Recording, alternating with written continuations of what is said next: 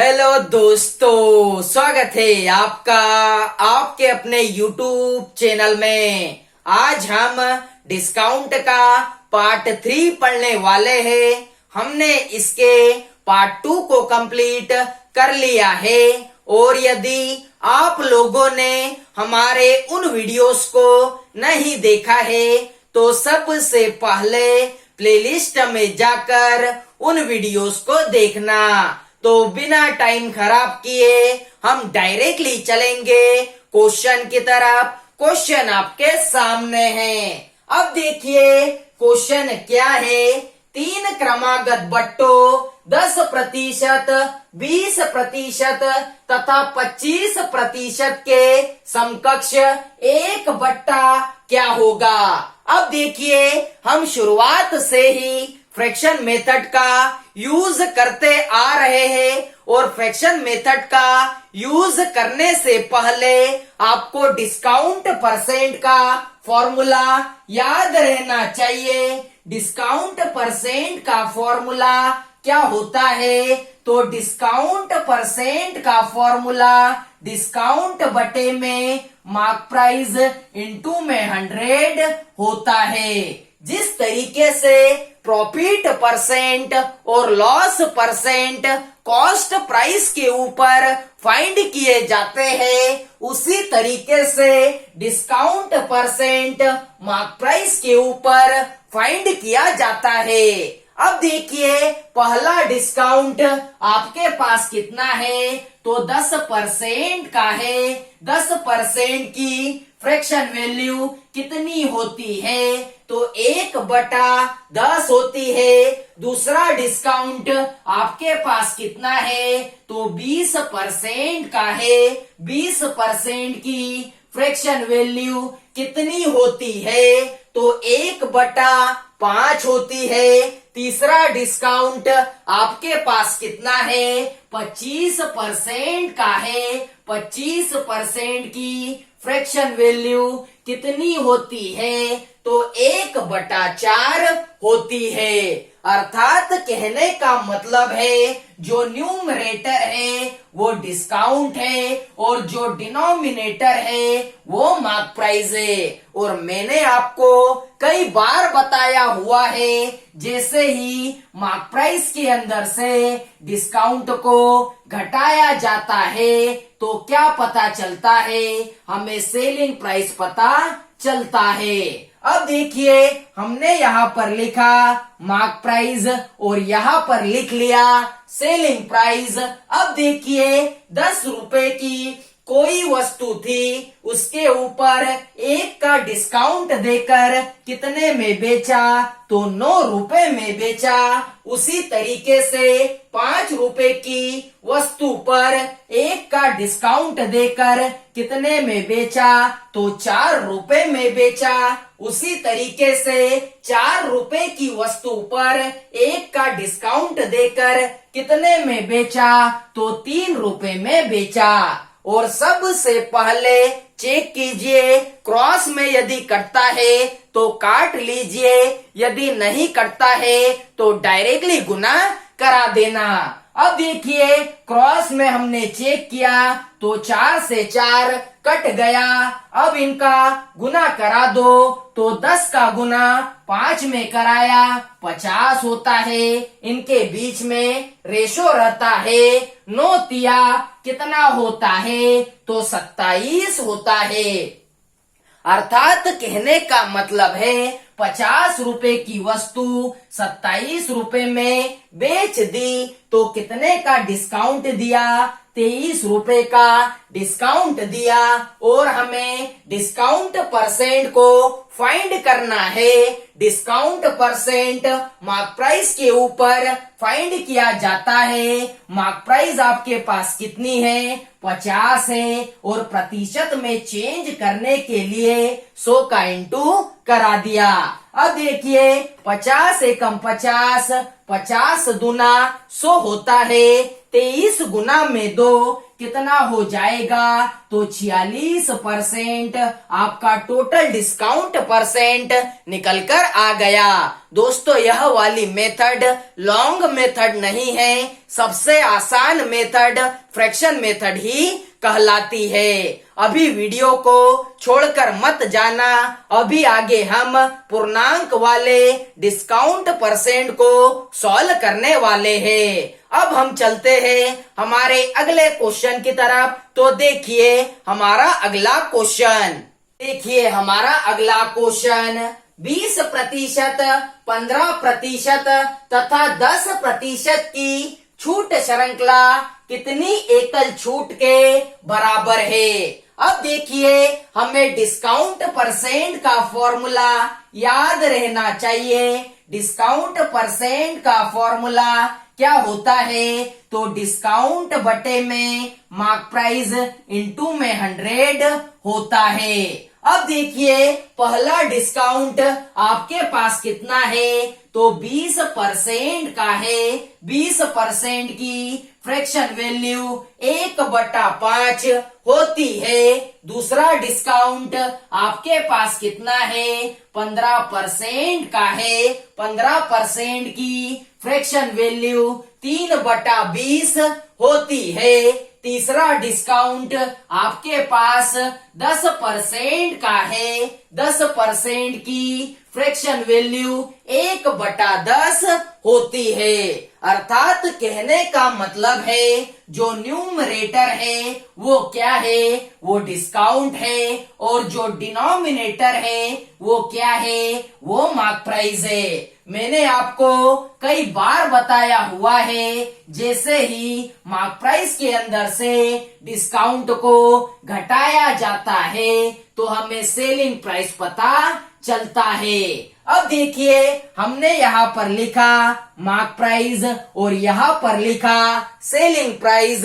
Mark price को हम हिंदी में अंकित मूल्य कहते हैं, कंफ्यूज्ड मत हो जाना। अब देखिए 5 रुपए की कोई वस्तु थी, उसके ऊपर 1 का डिस्काउंट देकर कितने में बेचा? तो 4 रुपए में बेचा। उसी तरीके से 20 रुपए की कोई वस्तु थी, उसके ऊपर 3 का डिस्काउंट देकर कितने में बेचा? तो 17 रुपए में बेचा। उसी तरीके से 10 रुपए की कोई वस्तु थी, उसके ऊपर 1 का डिस्काउंट देकर कितने में बेचा? तो 9 रुपए में बेचा।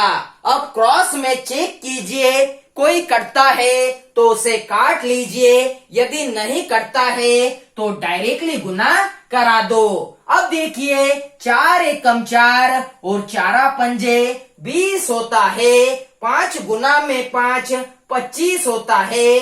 25 गुना में 10 250 हो जाता है। इनके बीच में रेशो रहता है। 17 गुना में 9 कितना होता है? तो 153 होता है। अर्थात कहने का मतलब है 250 रुपए की वस्तु 153 रुपए में बेच दी तो कितने का डिस्काउंट दिया? 97 रुपए का डिस्काउंट दिया। और हमें डिस्काउंट परसेंट को फाइंड करना है।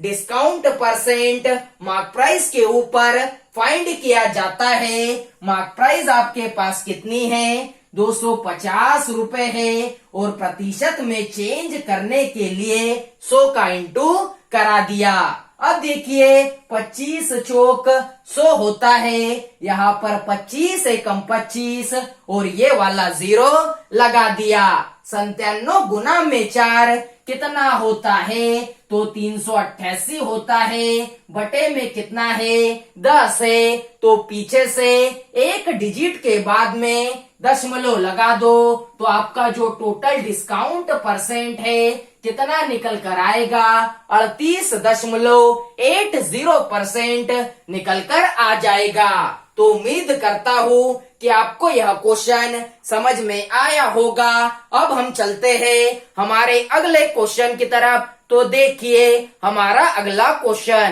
देखिए हमारा अगला क्वेश्चन तीन क्रमागत बट्टों 12.1/2%, 16.2/3% तथा 14.2/7% के समकक्ष 1 क्या होगा। अब देखिए आपको 3 डिस्काउंट परसेंट दिए गए हैं और आपको टोटल डिस्काउंट परसेंट को फाइंड करना है और डिस्काउंट परसेंट इस बार पूर्णांक में दिए गए हैं तो आपको सारी फ्रैक्शन वैल्यूज याद होना चाहिए। अब देखिए पहला डिस्काउंट आपके पास कितना है तो 12.1/2%, 12.1/2% की फ्रैक्शन वैल्यू 1/8 होती है। दूसरा डिस्काउंट आपके पास कितना है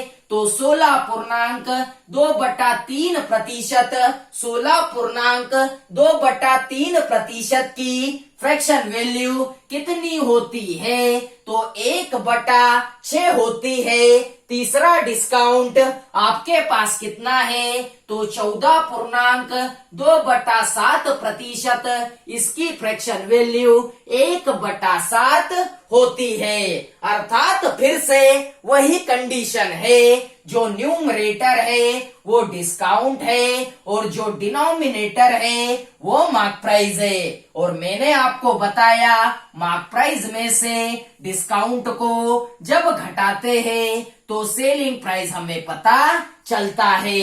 अब देखिए हमने यहाँ पर लिख लिया मार्क प्राइस को और यहाँ पर लिख लिया सेलिंग प्राइस को। अब देखिए 8 रुपए की कोई वस्तु थी, उसके ऊपर 1 का डिस्काउंट देकर कितने में बेचा तो 7 रुपए में बेचा। उसी तरीके से 6 रुपए की कोई वस्तु थी, उसके ऊपर 1 का डिस्काउंट देकर कितने में बेचा तो 5 रुपए में बेचा। उसी तरीके से 7 रुपए की कोई वस्तु थी, उसके ऊपर 1 का डिस्काउंट देकर कितने में बेचा तो 6 रुपए में बेचा। अब क्रॉस में चेक कीजिए, जो कटता है उसे काट लीजिए। 6 से 6 को काट लिया, 7 से 7 को काट लिया। अब यहाँ पर क्या बचा तो 8:5 बचा। अर्थात कहने का मतलब है 8 रुपए की कोई वस्तु थी, उसे 5 रुपए में